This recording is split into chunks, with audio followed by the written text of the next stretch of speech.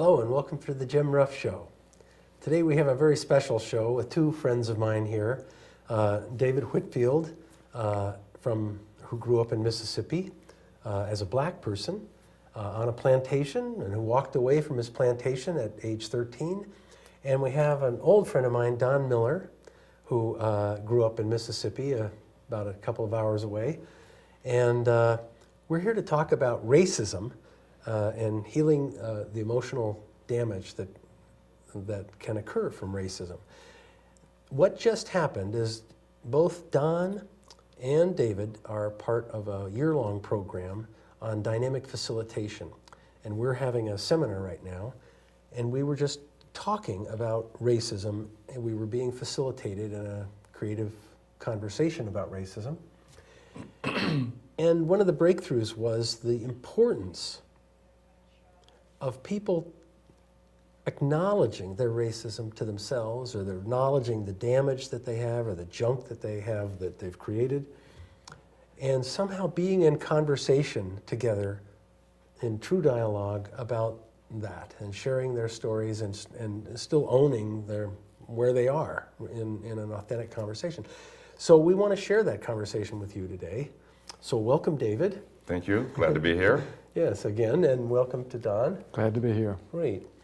And David, could you start and just kind of share a little bit of the story, since I think a lot of the energy about emotional damage comes from your experience. And maybe you could share a little bit about your experience in growing up in Mississippi and beyond. Yeah. Yeah, okay.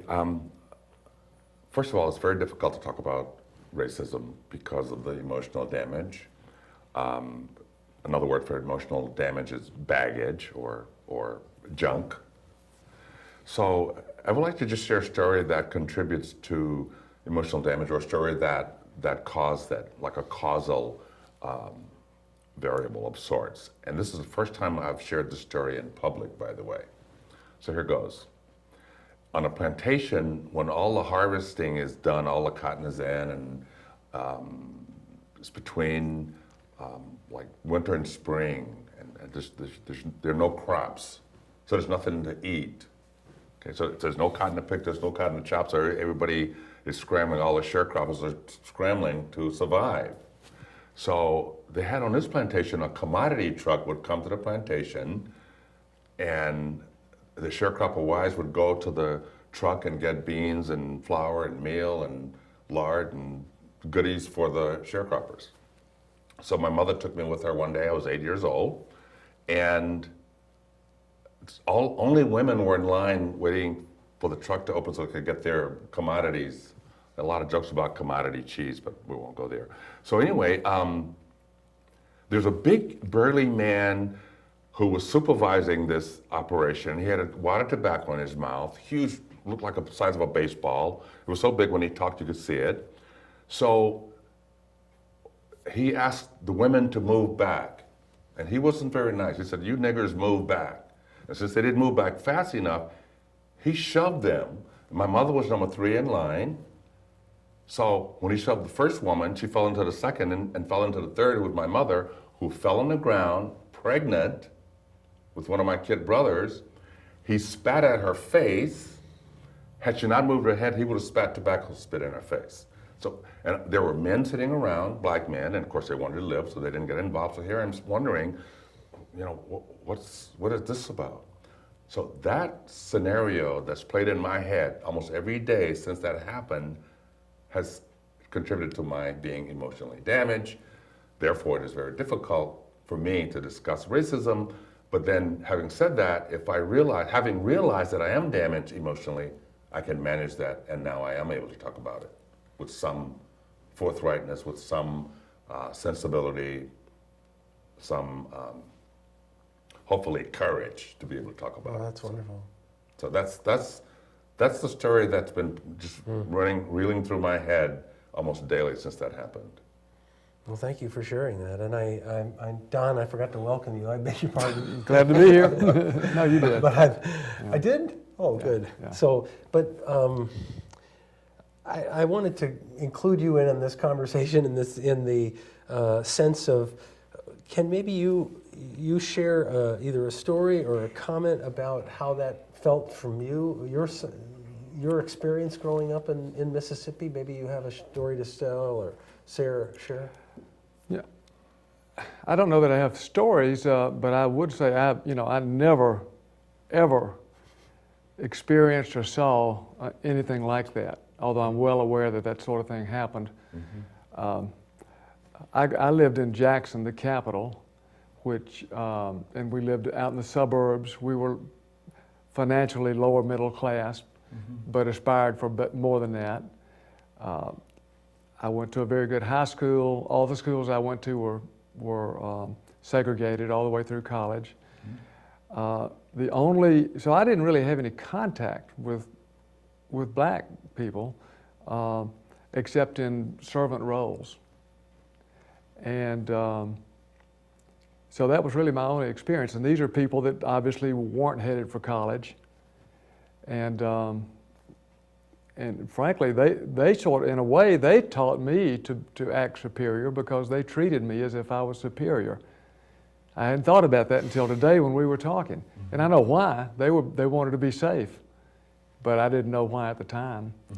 So I really was sort of a innocent observer and kind of innocent in the woods about all this really terrible things that were actually going on. We, in our conversation today, I mean, you, David, have had a series of stories that you've been sharing, and this has now taken you, by the way, to both of you have PhDs, both of you have been professors in the college settings, and kind of two parallel paths in a way, although your path was one of walking away from the plantation at age 13, just leaving family, just walked away. Yeah. With a nickel, a dime, and a penny in my pocket. And some emotional damage. Exactly. And tell us what happened to you in terms of your experience. Don and I, are both being white guys, have a tough time, relating. And you're a light-skinned black man too. So maybe you have some sense of the difficulty in being maybe prejudiced against in your own among black people too. You've mentioned. Wow. Yes. I think the worst type of discrimination is intra-group or intra-ethnic group. If you're light-skinned, you are ostracized because you look like them, as the term goes, or you're a high yellow or some other term. And that can be very emotionally damaging because you're accepted by your own ethnic groups, and the whites don't accept you, so where do you fit? So that's caused some additional damage for me. I'll speak for me. So, yeah, wow. And I think one way to talk about this very divisive issue is to perhaps get some type of a forum or a group or facilitated sessions or something to talk about it and let people tell their stories, because the language can be very punishing sometimes. The language can be punishing? Can you say more how that feels? Every time I've been in a discussion or where people are talking about it, you notice that tones of, the voices raised, the language becomes very punishing, and that's because people become emotional about first of all, many people fear talking about racism, and the emotional damage, I believe, contributes to that fear or anger or whatever happens behind their eyeballs. And I think one way to get at it is to have some type of forum to listen to people's stories. So what, if Don and I were to really get this, if we were to really feel into your experience and know how could we respond? How could we, if we were to just say in ourselves, what would we need to do? Or oh boy, I think understand the meaning of the story. I'm not exactly sure how to prescribe what you should do. Let me just give one other story. Maybe this will help you. I was graduated from high school. I went to a vocational school, a magnet school in Chicago, where you had to bust yourself. And I wanted to be a physicist. My major was electricity. So for 2 years, a half a day every day for 2 years, I spent in an electric shop, making motors and doing circuitry. So my teacher said to me, if you want to be a physicist, go down and take the Illinois Bell circuitry examination, go out in the field for 2 years, come back to the university and study physics and electricity. I thought, yes. So 9 of us go down, we were all seniors, we go down and take the circuitry exam with our journeyman certificate. You get a journeyman certificate and you get a diploma. So the interviewer said to me, I was the last one interviewed, he says, you scored higher than your classmates. Wow, that's pretty good. I passed the streetcar problem, the garage top, I passed all these circuitry circuit exams. And about 2 weeks later, Mr. Paschke calls me into the voltage room and says, Whit, call me Whit, they didn't hire you. I said, it can't be. The interviewer said I had the highest score. And he said, well, they aren't hiring colored people. I'm really sorry. So that's institutionalized racism. And that's still out there. And so I think one point is to be aware of that, be aware of the institutionalized racism, and perhaps look in the mirror, because I think the solution starts with each person. That's what I believe. It starts with each one of us. Yeah. So. Well, Don, you tell a story of your personal transformation, and maybe you could share that, and just kind of, one of the things that I've known you for maybe 30, I don't know what years, and I have yet to find a prejudiced bone in your body, which was really odd coming when I first met you from a guy with such a Mississippi drawl. I didn't understand you. But maybe you could tell what happened. What was the shift for you? I guess there are a lot of bones in the human body. It occurred to me that my path is somewhat parallel to yours, David, in that I finished college in Mississippi, and then I got lucky enough to get a scholarship to go to Virginia Tech, which took me out of Mississippi. And that was really the pivotal event in my life in regard to attitudes about race. If I had stayed in Mississippi, I don't know, what would have happened. But I had this experience that I've told Jim and you this story before, but I'll repeat it now, that I took a flight from Jackson to go back up to Blacksburg to go back to school one time, and I got the last seat on the plane. This is my first year at Blacksburg. And I happened to then be sitting next to a fellow whose name I believe was Robert Williams, and he was black, he was my age, and he was from Oakland, California, and was quite familiar with the Black Panthers at the time. This was the late 60s. And so we were quite the pair riding on the airplane together. And we argued about everything all the way. Pretty much didn't agree on anything, but we talked about it, And when we got off the plane, I think we were both different people. I think we had both had an experience which neither of us had ever had before. I'd never had a conversation with a black person in which each of us treated the other as a peer, and I think he hadn't either.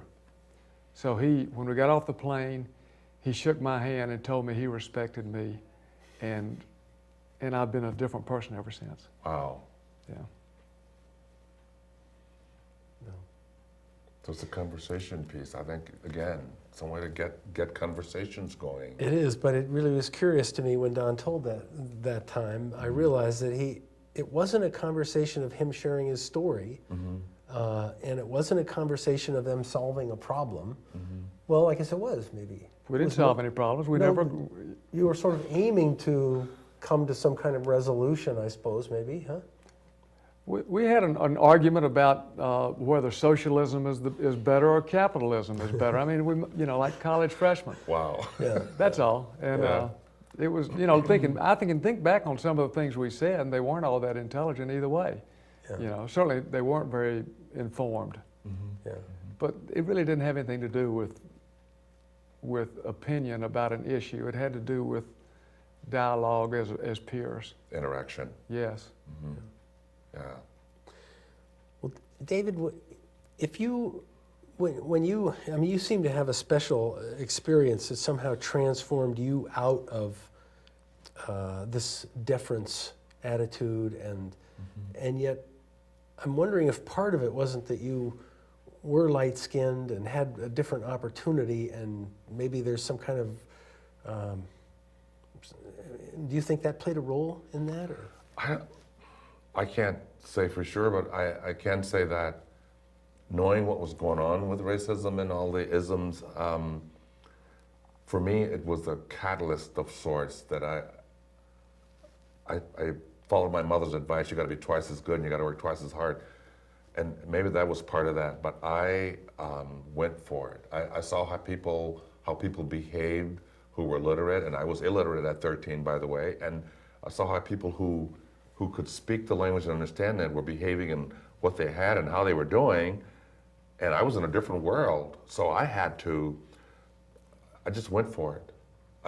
I worked hard at learning trigonometry, algebra, whatever, physics, electricity. I worked hard at it. I mean, I was a workaholic. I guess I could say a learnaholic. I don't know if there's such a term, but I wanted to learn, and I just worked at it. So when my peers were partying, I was in the library.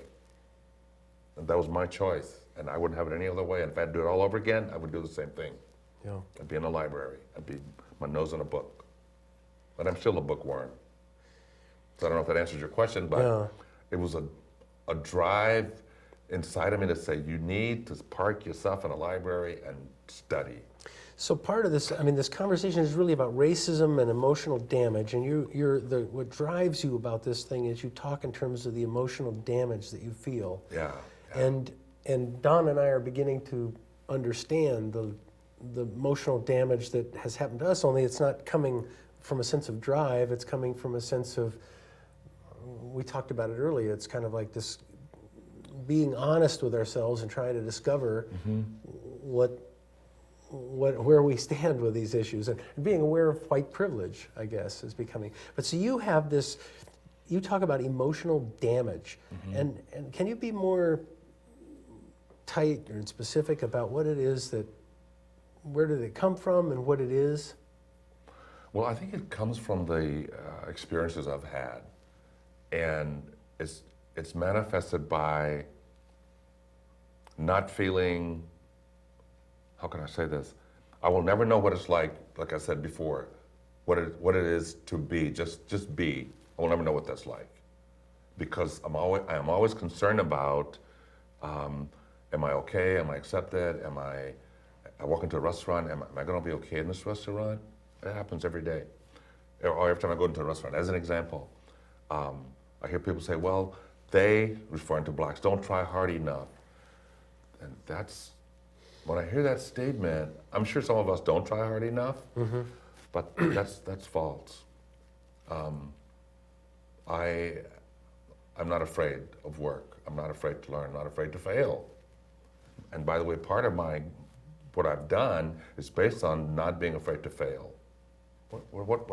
I learned too that our best teachers are failures. I think our best teachers are failures. If you look at everything in this room right now came from someone having made mistakes, errors. And I believe that, and I'm not afraid to fail. Yeah. I'm not afraid to confront. Well, I'm interested in this question of emotional damage, but I want to give you a chance to ask a question or speak to David. I guess what comes to mind to say is that you've had experiences that neither Jim nor I have had, and we cannot really put ourselves in that position. We cannot. We can empathize only to a certain extent. But what I try to do, I mean, I recognize that I absorbed racial prejudice growing up, and some of that will always be a part of me. And so what I do is try to put myself in situations where I interact with black people, because that is the antidote. So I make sure I belong to a YMCA that is actually predominantly black, and various other things like that, just to prevent isolation, you know, so that I'm not in a all-white venue. When you're in that isolated venue, then it's easy to just forget about what's going on the other side of the street. So you're working at it. Well, work is a strong term, but I'm conscious about how I live my life, and conscious. I lived segregated growing up, and so I know what that's like, and I just consciously make sure that I don't live that way anymore to the extent possible. It's not that easy in Richmond, Virginia, because it's still de facto segregated in so many ways. Yeah. And Richmond, yeah. So is there something that, I mean, it sounds like you are damaged and you can't be, and you imagine that's true for black people, especially all over. I would think so, but I can only speak for me. Yeah. I can't interpret for them, but for me, I would think that's the case. And again, when you notice a discussion, if there are blacks in the discussion, you're going to see some, with the exception maybe, voices raised, there's emotions are up, and so there's some antecedents to that behavior. I'm convinced of that. So when you gather blacks and whites for a quality dialogue, Yeah. you're seeing that the blacks in particular will get a raised voice I believe so. more easily. Yes, and I've seen this happen. Yeah. Has that been true? And Don, I know you're involved in another group too that you were mentioning earlier about seeing movies together with. Maybe you could talk about that.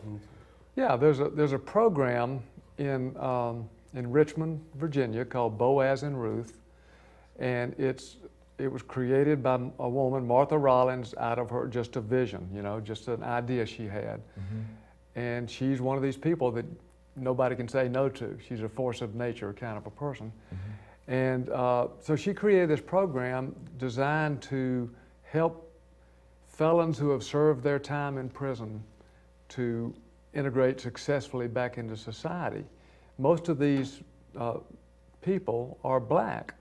In Virginia, that's just the way it is, And so one of the part of their program is job training. Part of them is manners. All sorts of things about how to live successfully in society. But part of it is getting comfortable with being in conversations and in the company of white people. Most of these people have never been in the company of white people. And so they have a program where a number of white people, including my wife and I, would go and watch a movie with racial context with, let's say, 15 or so of these felons who are black. And then we'd watch the movie and then spend an hour afterwards discussing the movie. And it's been a rich experience. And I've just been amazed at the things that I was told and how warmly I was accepted by these black felons who have every reason in the world to be angry with white society. And many of them are. But I also learned that they are very open in spirit, and I was really moved with how welcomed I was there. So how did you know? Have you been able to follow the healing experience for them? I guess I maybe should talk about the healing experience. How has that affected you and Ada, or your attitudes and? It reduces fear. I mean. I think white people, this is a gross generalization, are nervous about black people. Do they hate me? Because everybody knows that they've been done badly over the decades. And so it reduces fear and makes us all part of the same population to interact and talk frankly about troubling things. Yeah, I agree. It's about engaging, conversing, interacting. One thing that really did amaze me is Many of these people are ignorant, meaning no education, don't speak well, and exhibited some of the greatest wisdom I've ever experienced. Very wise, smart people. Yeah, I can relate. How much time do you spend in the presence of black people today? Oh, wow, that's a good question. Very little. First, I'm a loner. I live with myself, and because I never argue, I never get angry with me because, you know. But very little.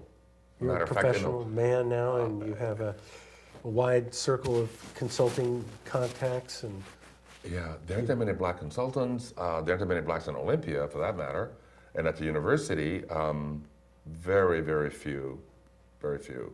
So most of the students are white students. yeah. Yeah. So you're, in a way, I mean, you you really have been integrated into white community, and you have all the education and all the credentials you could want, and you're exceptional. You're an exceptional man. You speak maybe 4 or 5 languages. Well, 3 or 4, Three somewhere or around. 4. So I mean, it's like you've been all over the world. Your PhD, you teach professor, college, consultant. So now maybe your job is to somehow share that with the world in some way. Yeah, I'd have to find a place to share that. And I don't mind, I wouldn't mind sharing it if I had the opportunity to share it. Cool. Or maybe I could work at finding the opportunity. Well, we've somehow used up our time. Thank you very much. I really appreciate. These are two good guys, and I'm just really pleased that I give you a chance to meet them.